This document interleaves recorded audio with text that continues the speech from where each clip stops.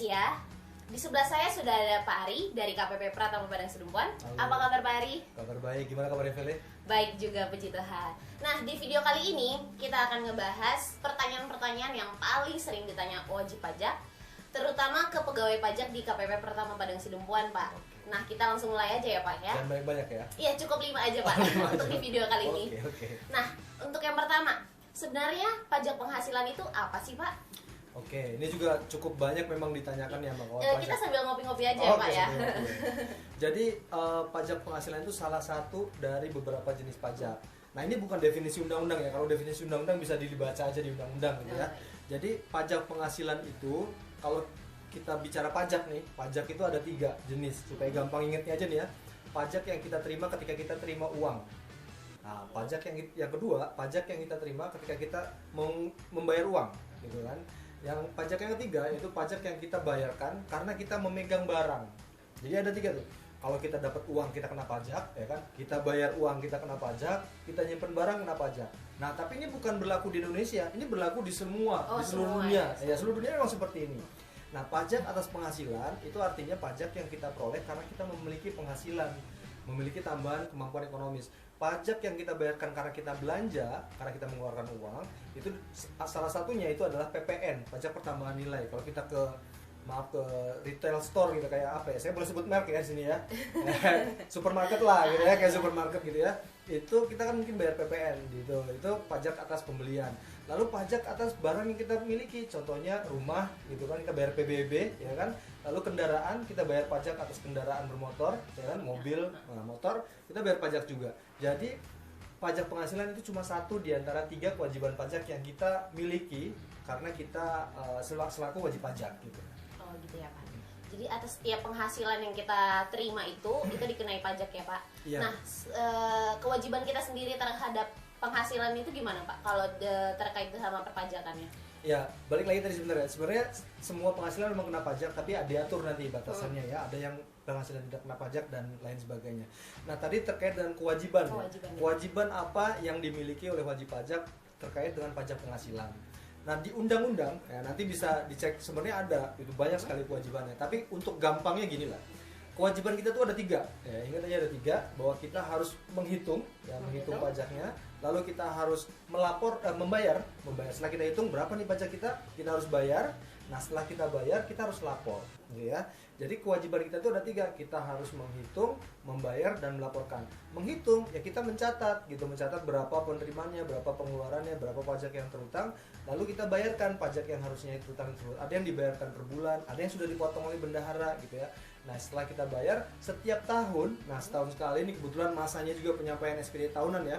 Penyampaian SPT tahunan ini tiap 31 Maret khususnya untuk orang pribadi ya kan, orang sebentar pribadi. Lagi nih, Pak. Sebentar lagi ya kan. Jadi kita harus melaporkan SPT gitu atau surat pemberitahuan atas SPT PPh orang pribadi tahunan gitu ya. Gitu kurang lebih. Nah, tapi banyak nih Pak yang nanya, saya sudah bayar, tapi kenapa masih harus lapor? Itu gimana tuh Pak?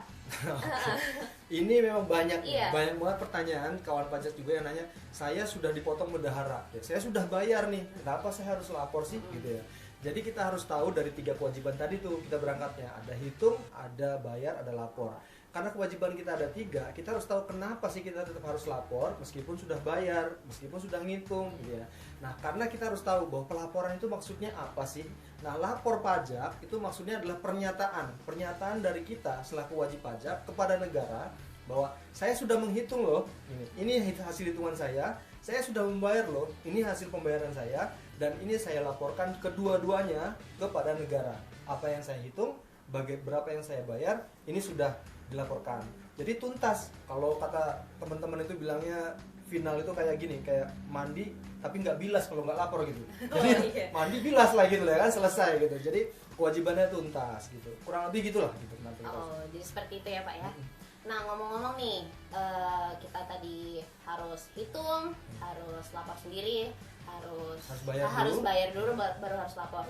Nah, ngomong-ngomong penghitungannya, cara untuk menghitung pajak kita itu gimana Pak? Oke, cara menghitung pajak kita, ini kita bicara orang pribadi dulu ya biar gampang ya. cara menghitung pajak itu macam-macam, tergantung kita itu usahanya apa gitu ya.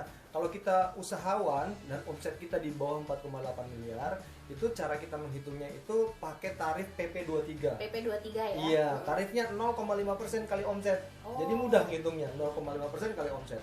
Nah, sebenarnya itu adalah insentif yang diberikan pemerintah bagi usaha kecil. Tapi tarif pajaknya sendiri bagi orang pribadi itu sebenarnya berlaku umum, yaitu tarif pasal 17 ya, Undang-Undang PPH. Ya, tarif pasal 17 itu nanti kalau misalnya mau lihat di undang-undang di Google, tarif pasal 17 itu ada tuh ya kan, 50 juta 5%, ini berapa persen. Nah, itu ada tingkatannya, dia progresif. Oh, jadi seperti itu ya Pak ya? Iya. Nah, kalau untuk pelaporannya sendiri itu gimana Pak? Kan tadi kita harus lapor sendiri juga kan semuanya? Betul, jadi tadi udah hitung ya, udah hitung, udah bayar ya kan. Nah sekarang lapor.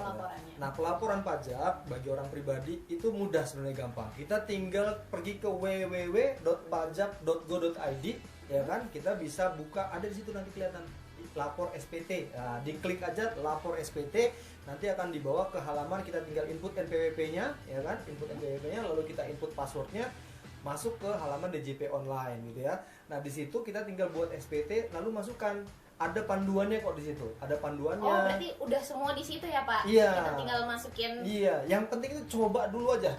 Coba dulu buka pajak.go.id, masukin NPWP. Kalau misalnya lupa passwordnya, nanti bisa minta Evin, ya ada caranya, nanti hubungi kantor pajak gitu ya. Nah yang penting buka, dan jangan lupa bahwa sudah banyak sekali sebenarnya. Direktorat Jenderal Pajak pun sebenarnya sudah membuat tutorial banyak sekali di website, di channel YouTube-nya Direktorat Jenderal Pajak bagaimana melaporkan SPT gitu. Nah, jadi kalau misalnya ada kawan pajak atau wajib pajak yang mengalami kesulitan dalam menghitung, membayar atau melapor itu, kawan pajak menghubunginya ke siapa Pak? Oke, intinya hubungi KPP terdekat di mana kawan pajak terdaftar. Kalau kawan pajak misalnya terdaftar di Padang Sidempuan, silahkan cek Instagram aja. Oh, dari Instagram ada Instagram ya? Bisa pajak Padang Sidempuan. Nanti di situ kontak-kontaknya ada. Ya hari gini ya kan, sosmed aja. Kita lihat sosmed jadi semakin gampang ya Pak. Iya. Kita mau nanya-nanya gitu ya. Iya. Kan terdaftar di KPP mana aja, kantor pajak mana aja, cari di Instagram pajak mana. Misalnya Cilegon kalau di Jawa Barat atau di Banten ya, pajak Cilegon. Lalu Jakarta pajak Jakarta, pajak di Balige pajak Balige. Oh iya, baik. Ya udah, jadi itu dia tadi 5 pertanyaan yang paling sering ditanyakan oleh wajib pajak ke pegawai pajak di KPP Pertama Padang Sidempuan. Terima kasih banyak buat waktunya Pak Ari. Semoga video ini bisa memberikan informasi-informasi kepada wajib pajak yang selama ini udah pada bingung gini kan tentang perpajakan. Oke, itu aja dari kita. Dan kalau misalnya kawan pajak mau nanya-nanya lagi, bisa langsung aja di kolom komentar. Dan jangan lupa like, subscribe, dan share video ini. Karena kita Pajak Kuat Indonesia Maju. Terima kasih.